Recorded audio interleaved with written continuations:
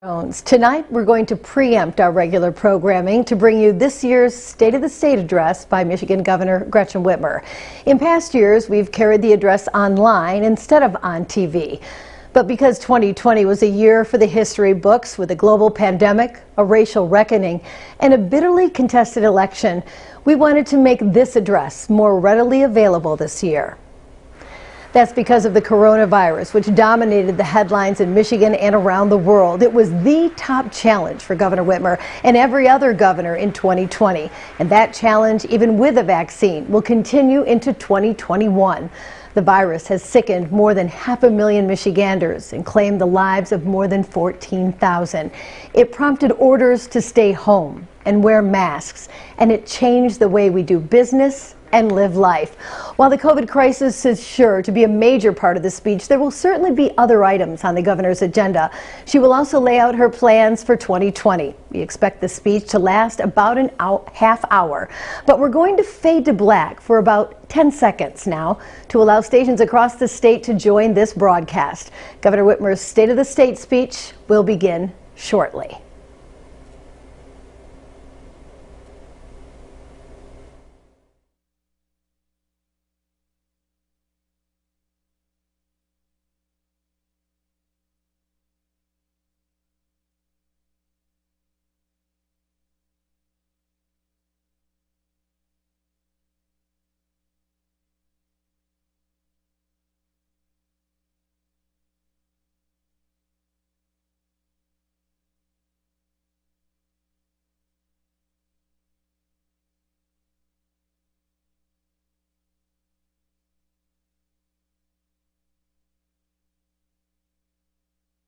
Hi everyone, this is Lieutenant Governor Garland Gilchrist. This year, the State of the State address will look a little different so we can further protect our communities from COVID-19. We want to thank all of you who are doing your part to protect yourselves and your families from this virus. Your action is saving lives. Now, I'm proud to introduce some more Michiganders who have done their part this year.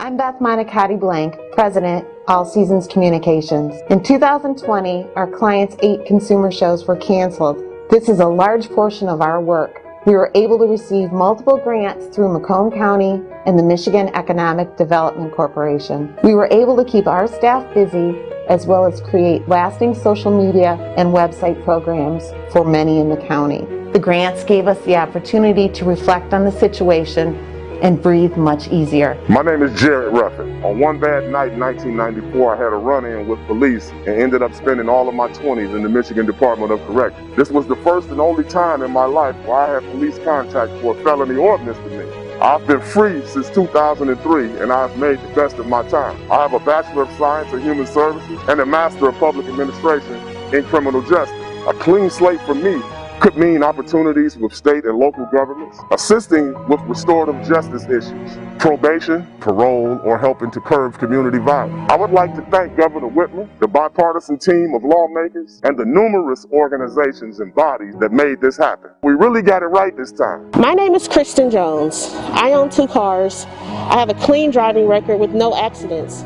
but was paying more than $500 a month to insure both of my vehicles. Before the bipartisan auto insurance law that Governor Whitmer signed, I decided to take my chances and go without coverage. I was willing to take that risk, but at midnight when Governor Whitmer's new law went into effect, I went online and signed up for coverage. Now my rates have dropped by nearly $400 a month. My name is Katie Monahan with General Motors. I'm a manufacturing engineer, but I'm also one of the 5,000 General Motors employees that volunteered to make face masks. I'm lucky that I've been healthy and able to spend 150 hours right here, making over 40,000 masks. That's a tiny fraction of the over 7 million GM has donated to local hospitals, first responders, and schools across Michigan. GM stepped up and worked with the state of Michigan to help during this crisis, and I'm proud to have been a tiny part of that. And when I look to 2021, I'm hopeful. Thank you, wear a mask, and stay safe.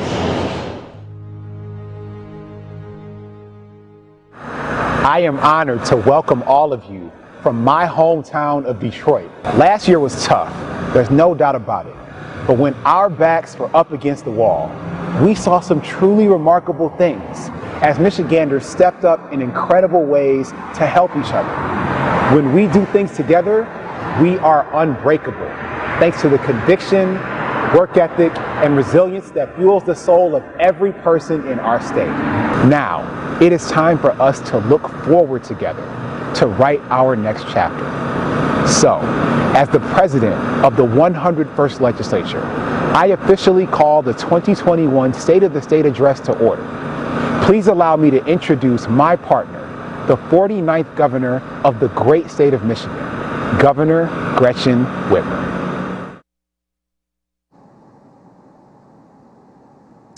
Good evening. Last year I gave my second State of the State address in the House chamber here in the Capitol. Like much of the last year, this State of the State is different, because it has to be. Tonight, it's just me and a few people in my Capitol office. And while it's different, it's an opportunity to speak directly to you, the people of Michigan, about the past year and our priorities in 2021. Now, at the risk of losing you in the first minutes of this speech, I'm going to use a Latin phrase, annus horribilis, a year of horribles. Before I tell you more, take comfort in knowing that tough years like 2020, our annus horribilis, are usually followed by great years. And yes, there's a Latin phrase for that too, annus mirabilis. 2020 was a tough year, despite incredibly hard decisions and dangerous threats. I know my burden has been lighter than many. This year didn't pan out like any of us wanted or imagined. It required compassion and strength and a lot of Michigan grit. First, let's remember the Michiganders we've lost to COVID. Every day, I think about the people who lost loved ones to this virus. Those who said goodbye to their parents over Zoom because it was too dangerous to go to the hospital. The spouses who sleep alone for the first time in years. The Michiganders who still haven't properly mourned. I think about my friend, Sheriff Benny Napoleon, who spent a lifetime serving the people of Wayne County. We've lost 14,411 Michiganders to COVID-19. 14,411 people with stories, with loved ones, parents and siblings, children and friends. Throughout this crisis, the people of Michigan have harnessed the empathy and courage that make us who we are as Michiganders. The state of our state is resilient. In the spring, we followed the guidance of public health experts. We took a fact-based approach to fighting this novel virus. We flattened the curve together. We saved countless lives. Businesses like Detroit Sewn stepped up and retooled their machinery to manufacture masks and hand sanitizer, gloves, ventilators. Frontline workers in our hospitals, grocery stores, child care centers, post offices, police and fire departments, and so many others put their lives on the line to protect us. Our state employees, like corrections officers and sanitation workers, provided crucial services. And the vast majority of you did your part. In the midst of the worst public health crisis in our lifetimes, the world saw just how tough Michiganders are. When we get knocked down, we dust ourselves off and pull each other back up. This past year, we confronted historic, converging crises, a worldwide pandemic, the recession it caused, a 500-year flooding event, a nationwide call against racial inequity, and a deeply divisive election. And together, we took action. The Michigan House recently elected new leadership. I want to congratulate Speaker Jason Wentworth and Democratic leader Donna Lazinski, and welcome back the Senate leaders, Leader Shirkey and Leader Ananek. Based on the political environment this past year, you might think Republicans and Democrats in Lansing can't find much common ground on anything. But the reality is, despite all these crises and the gridlock in Washington, we took real bipartisan action to get things done for you and your family. I signed 2 bipartisan budgets, balanced budgets that prioritize public schools, public safety, and public health. We worked together on the bipartisan Michigan Reconnect program. That's tuition-free job training and community college for adults looking to earn a post-secondary certificate or associate degree. Thanks to Senators Ananick and Horn and Representatives Anthony and Frederick for their leadership on this. And bipartisan, clean slate legislation, making our criminal justice system more fair and expanding opportunities for Michiganders who've served time. I want to thank the bipartisan group of legislators who helped get this done, and the Michigan Legislative Black Caucus for all the work they have done on criminal justice reform. Let's tap into that same energy and end the pandemic, revitalize our economy, and get our kids back in school. Let's make good use of this non-election year and work together. After all, we're Michiganders first.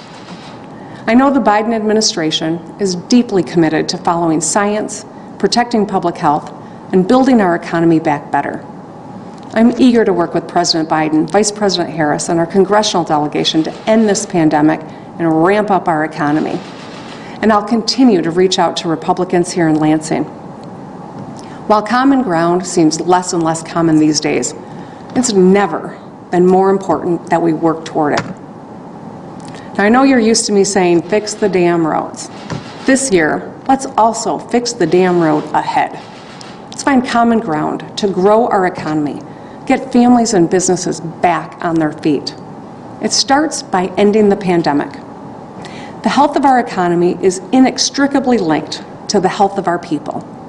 Effectively rebuilding our economy this year requires that we protect public health. And that hurdle is cleared easier and quicker if we work together. The governor's primary responsibility is the safety of the people of her state. During the worst public health crisis in history, we protected and expanded health care access in Michigan. I signed bipartisan legislation to end surprise billing so Michiganders don't get charged out of the blue for care. And we work to address the high cost of prescription drugs. Prices for life-saving prescriptions have skyrocketed, forcing people to choose between getting their medicine, paying rent, or buying food. Last year, I announced a prescription drug task force. And just yesterday, they announced their plan to lower costs and increase drug price transparency. Members of my cabinet worked with a bipartisan group of leaders on legislation that ensures accountability and affordability to help Michigan families. Many thanks to Senators Brinks and Vanderwall and Representatives Whitmer and Koopa and former Rep. Vaupel for their bipartisan work on this. Now let's get this on the legislature's to-do list. During World War II, Michigan became the arsenal of democracy, building tanks and bombers to defend freedom and crush fascism. This year, we stepped up as the arsenal of health, manufacturing masks, ventilators, and PPE. And we were the epicenter of hope when the world watched the Pfizer vaccine roll out of Portage, Michigan. Since the beginning of this pandemic, the state partnered with health insurance providers to waive costs for testing and treatment. And we have performed over 9.6 million COVID tests, which makes us 7th in the nation. That is thanks in large part to the brave women and men serving in the Michigan National Guard. They helped with COVID, floods, and threats to our safety. As Commander-in-Chief of the Michigan National Guard, I want to formally acknowledge our Adjutant General Paul Rogers for his leadership. Our action saved lives, especially in our most vulnerable communities. Early on, Dr. Janae Caldoun, or Dr. J, as you've heard me call her, saw the disparate impact COVID was having on communities of color. By acknowledging this, we not only saved lives in Michigan, but around the country as other states learned from us. Lieutenant Governor Garland Gilchrist chaired the Michigan COVID Task Force on racial disparities, focusing on education, testing, and outreach that further saved lives. Michigan leads the nation in reducing racial disparities of this pandemic, and the Biden-Harris administration established its own COVID equity task force, modeled after ours. Dr. J and her team have led our effort to get Michiganders vaccinated. Despite many challenges, we have made great strides. We prioritized our brave healthcare workers, our educators, seniors, and vulnerable populations most at risk. And we created the bipartisan Protect Michigan Vaccine Commission to ensure we get this right. We are now in the second wave of distributing safe, effective vaccines. Michigan has administered over 800,000 vaccines, which makes us 6th in the nation. The number of vaccines we have administered has surpassed the number of recorded COVID cases in Michigan. I know people are anxious and ready to get the vaccine. That's a good thing.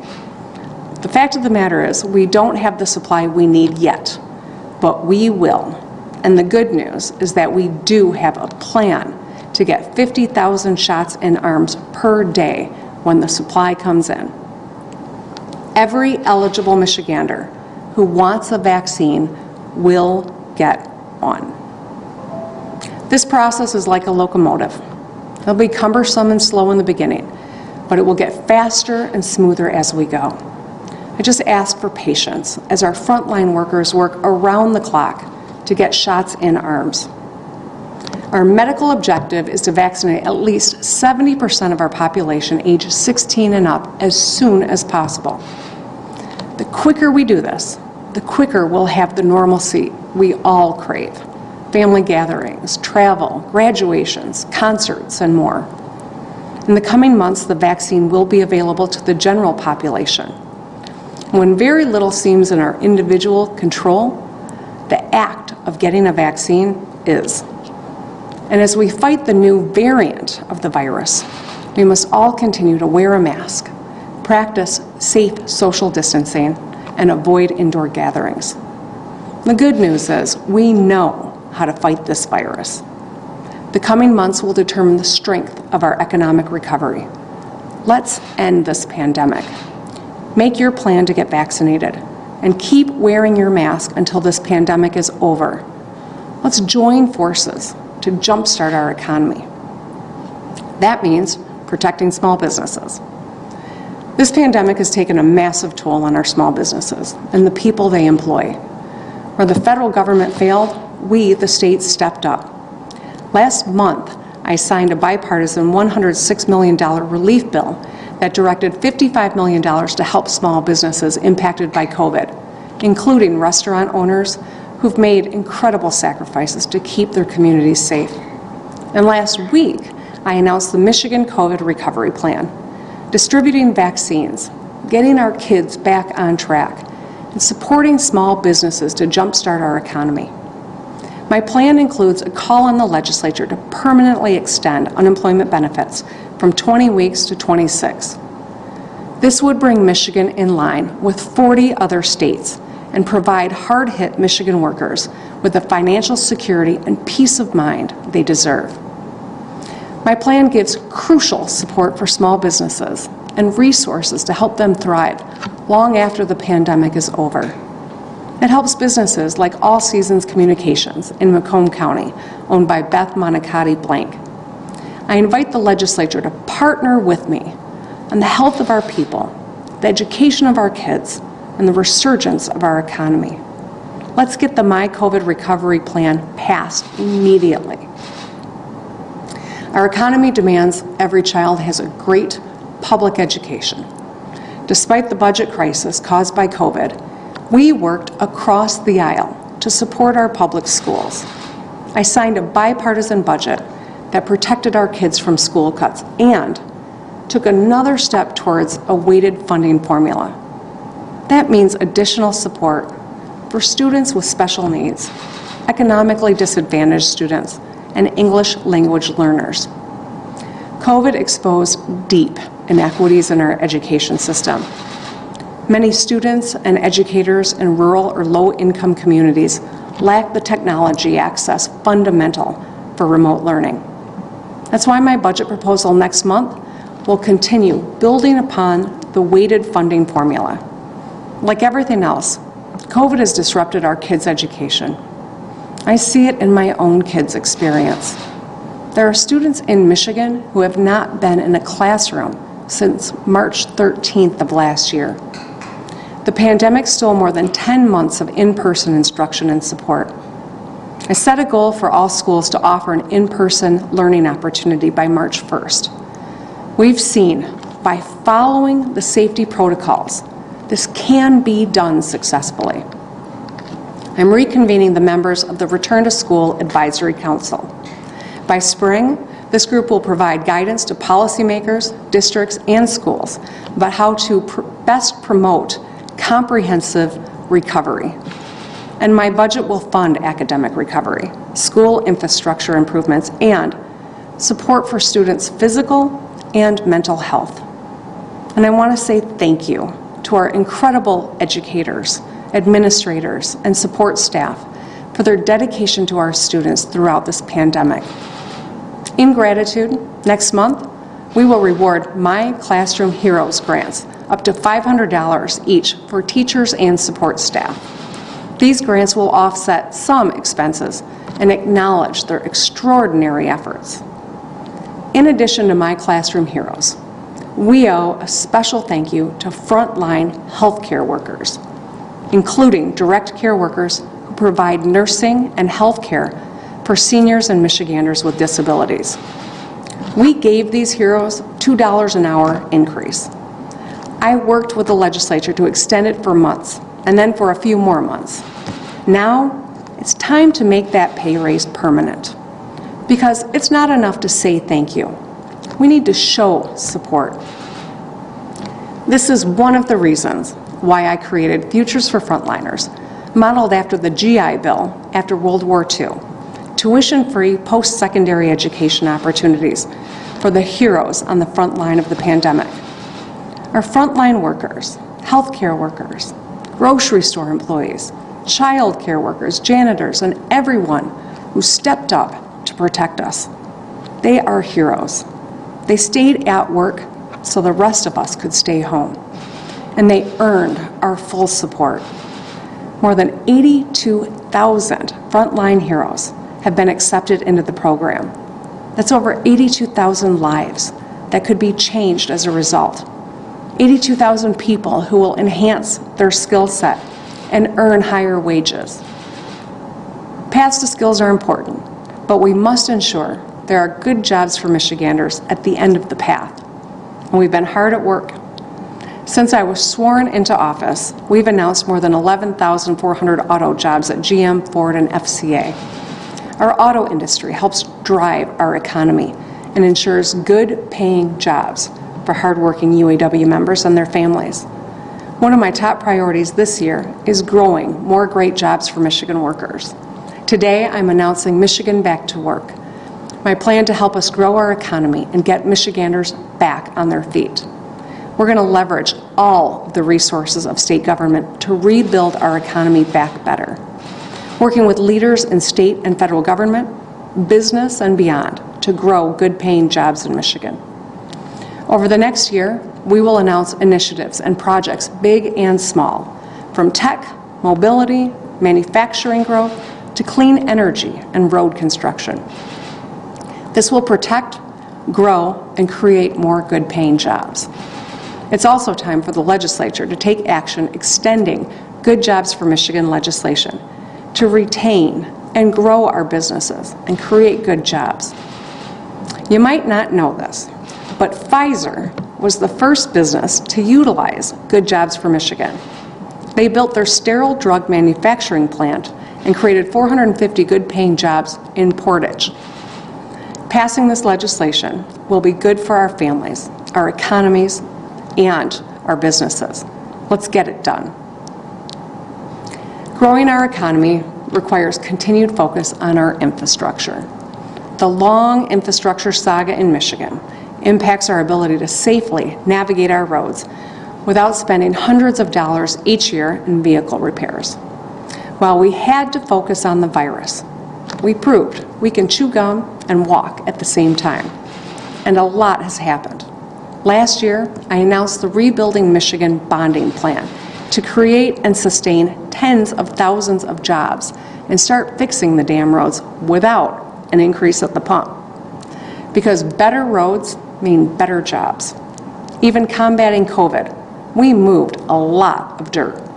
In Lansing, we completed the I-496 Rebuilding Michigan project, with hundreds of more projects on the horizon, including heavily traveled sections of I-96 in Oakland County, I-69 in Calhoun County, and I-94 in Berrien County. And just days after the May flood in Midland, our incredible MDOT workers rebuilt a crucial bridge on US 10 in record time. Hard-working union construction workers, the laborers and operating engineers got this done safely in the middle of a pandemic. Thank you. We're going to forge ahead, rebuilding our roads in 2021 to protect our families and keep more money in Michiganders' pockets. As for your local roads and bridges, last session, legislation was introduced to give local communities more options so they can move some dirt too. It's a good idea, and it's time for the legislature to get it done. We've also kept moving forward on water infrastructure. Last year, I announced the Michigan Clean Water Plan, a $500 million investment in Michigan's water infrastructure. Direct dollars to communities for safe, clean water to residents. And it supports over 7,500 Michigan jobs. It's time for the legislature to pass these bills so we can start rebuilding Michigan's water infrastructure. I'll keep working so every family in Michigan has clean, safe water. We still have a lot of work to do to join forces to end the pandemic and grow our economy. In 2020, thanks to the hard work of Secretary of State Jocelyn Benson and Attorney General Dana Nessel, Michigan held a historic election. Secretary Benson ran a fair and secure election, of which we should all be proud. Attorney General Nessel defended our votes despite attacks from across the country. They, along with our local clerks and staff at the Secretary of State and Attorney General's offices, should be immensely proud. And yet we know the deep divisions in our country are present here in Michigan too. This year, I will launch the Fixing the Damn Road Ahead tour to engage with and listen to Michiganders, young and old, Republicans, Democrats, and independents, from Lake Superior to Lake Michigan to Lake Huron to Lake Erie and everywhere in between, to focus on what unites us, improve how we talk to each other, and together we'll fix the damn road ahead. My mission is to find common ground so we can emerge from this crisis stronger than ever. When we rang in the new year on January 1st, 2020, we had high hopes. We made resolutions, planned trips, in my case, a high school graduation, with our families and friends. It's easy to look back on this last year and focus on the bad, but we cannot forget the action we took to protect ourselves and our families. To those of you who stepped up and did your part, who listened to medical experts, stayed home, wore a mask, helped out a neighbor, and practiced social distancing, your action saved lives. Your action ensured more Michiganders will be able to spend Thanksgiving and Christmas 2021 with their loved ones. On behalf of the entire state of Michigan, thank you. Now, to the legislative leaders tuning in, our job now is to fix the damn road ahead, together. Let's commit to the strong, bipartisan action we took last year and focus that same energy to end the pandemic, grow our economy, and get our kids back on track. The people of Michigan are counting on us. Here's to an Annus Mirabilis, a great year. Let's get it done.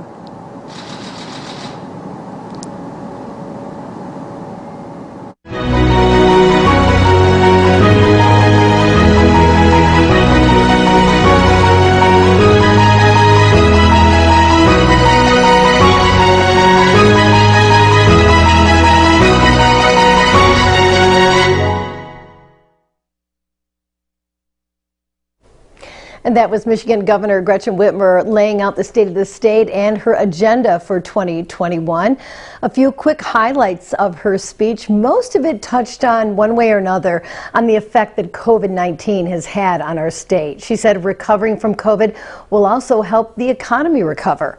The governor said she wants to work with the legislature to pass the My COVID Recovery Plan. And she also announced a new Michigan Back to Work plan. She said the state would continue to support schools and businesses to get